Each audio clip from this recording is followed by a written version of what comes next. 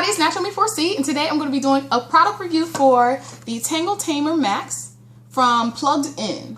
Okay, it looks like that. And I believe this brush is supposed to be kind of a dupe to the Tangle Teaser that's been out for quite some time. I never got around to trying the Tangle Teaser before, but when I saw this at Sally's, I decided to give it a try, especially since I've been wearing more wash and goes, and I was looking for something to kind of help me out with detangling my hair. So this brush cost about $9.99 depending on where you are. I did find mine at Sally's. So when I was at Sally's, I decided to pick this up because it seemed like it would be a good product for my hair. So on the back it says that it eliminates tangles with ease, gently massages the hair and scalp. It's got a comfortable hand grip, minimizes breakage, works on wet and dry hair. Okay, so the brush looks like this. Okay. And the bristles are very flexible. They are plastic and they have different layers to them. So you got longer ones and then shorter ones and then some of that are even shorter. Okay. So it looks like from a glance that it would be fantastic, for reaching all sorts of tangles, especially when you have really coily hair that, kind of shrinks down to a ball. The brush also has this handle that looks like it would be useful for when you're holding it to detangle your hair. Now I know that the Tangle Teaser does not have that. It's kind of like a palm brush. You use it, it fits right into your palm and you're able to detangle your hair that way. So I thought that this would be good. However, it does nothing. Okay. This handle is way too short to even be useful in any way, and I held the brush this way whenever I was using it. I did not use the handle at all. It's also very slippery when you have product in your hair and you're trying to hold this small handle. It just does not work. So I ended up using it exactly like you would use and hold the Tangle Teaser. Now when I first bought this brush, I posted on my blog saying that I was going to be using it on slightly damp hair and that I wasn't going to use it on 100% wet hair because I was very nervous about the bristles. I know that there are a lot of reviews out there for the Tangle Teaser, and a lot of people were saying that the Tangle Teaser seemed great in the beginning, but then they noticed that it was splitting and causing damage to their hair. So I did not want that to happen with using this, so I decided not to go through my soaking wet hair with this brush. I was very careful when using this brush, and I really only used it on the ends of my hair. The first time I used it, I was really shocked and very excited at the way it removed the shed hairs from my wash and go. The shed hairs were getting trapped in there, which is exactly what I wanted it to do, and my hair was getting detangled with ease. It didn't feel like I was pulling on my hair or anything. It went through nicely. I don't like to use brushes and combs on my hair all the time. I was using this every now and then, only on the sections that really are prone to getting tangled. I wasn't using the same exact speed every single time I used the brush. Some days I was using it slower, and then other times, I was going a little bit faster in certain sections. I have detangled my hair countless amount of times over the years, so my speed kind of varies depending on what's going on. Sometimes I get in the zone where I'm just taking my time and my husband's like, girl, can you hurry up? And I'm like, I'm just chilling. So I was very pleased at the way this brush was detangling my hair. It helped me out. I didn't reach for it all the time once again, but when I did reach for it, it was a pretty nice help. Now, this is prior to me actually sitting down and examining my hair strands.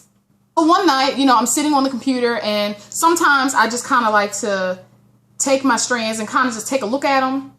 You probably can't even see that, but I just kind of take a look at them, especially by the computer light, because the lighting on the computer helps me see if I have any split ends and things like that. So I'm sitting there one night, it's probably 9 o'clock, and I'm noticing I have incomplete splits in certain areas. I start to freak out because I'm like, now I don't usually use combs on my hair, so it can't be from mechanical damage unless it's from this brush. This was the only new tool that I was using on my hair within that time frame. So I immediately got heated. Okay, so I decided to take a look at a few more strands on my head just to kind of see what I was dealing with and to see if it was just in my head, so to speak. And I found a couple more, and I was extremely frustrated. So in case you don't know what an incomplete split looks like, I'm going to draw it out for you. Okay, so don't laugh, but an incomplete split looks kind of like that, where you have your hair strand and then you have like a hole in the strand. Okay, they can be big, small, there can be multiple on one strand. Like a normal split would look something like this. you know, like that. Sometimes you might have more than one on like regular split ends and stuff. But the incomplete ones, like, it hasn't split really just yet. It hasn't completed its task. So again, I started freaking out. I started talking Ty's ear off. He's saying, you know, like, I don't know what I'm going to do. I actually had already trimmed my hair. So I didn't really want to like go back up there with the scissors again, especially since the splits are not open or anything like that. So I didn't want to jump the gun. So in my fury, in my rage, he's like, okay, calm down, calm down. You know what to do. You can figure it out. So I'm like, I don't know what to do. I'm thinking like I'm going to have to just do a major cut and just start over. So I decided to go to sleep on it because I was going crazy, y'all. For real. I was out of my mind. I decided to sleep on it and, you know, figure things out the next day. The reason why I am 99.9% sure that it was this brush that caused the incomplete splits in my hair is because of the location of the splits. I, again, was only using this along the last couple inches or so of my hair, and that is where the splits are, and also in the spots that I was using the brush in. So I just hit myself with it. You know what?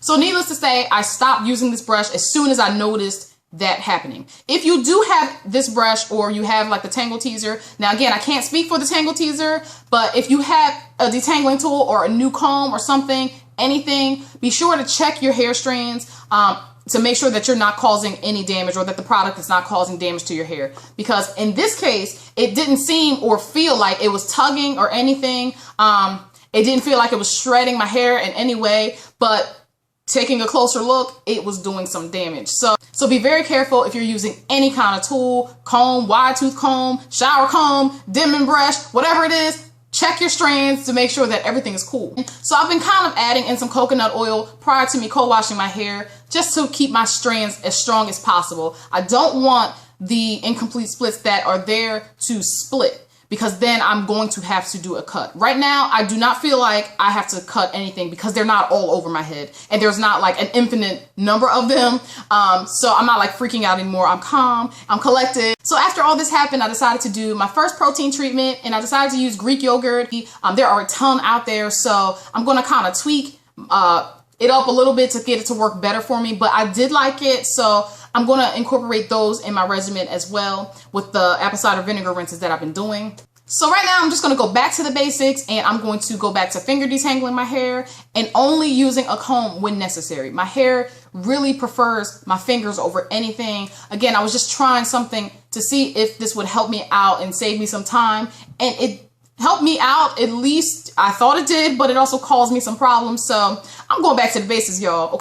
And with split ends, if you can keep the ends together that are splitting, then you can prevent the splits from traveling up the hair and causing thinness and things like that. So if you have a few split ends on your hair, it's nothing to really panic about. If you have a lot of split ends, then you might want to do a trim, but seeing a couple here and there is not really going to cause major damage. All we can really do is try to keep an eye on things and not obsess about it, but make sure that you're in there checking your hair every now and then to make sure that you don't need to make any adjustments. All right, so that's it. I hope this was helpful, and I hope you're having a blessed day. I'll see you very soon in another video. Take care.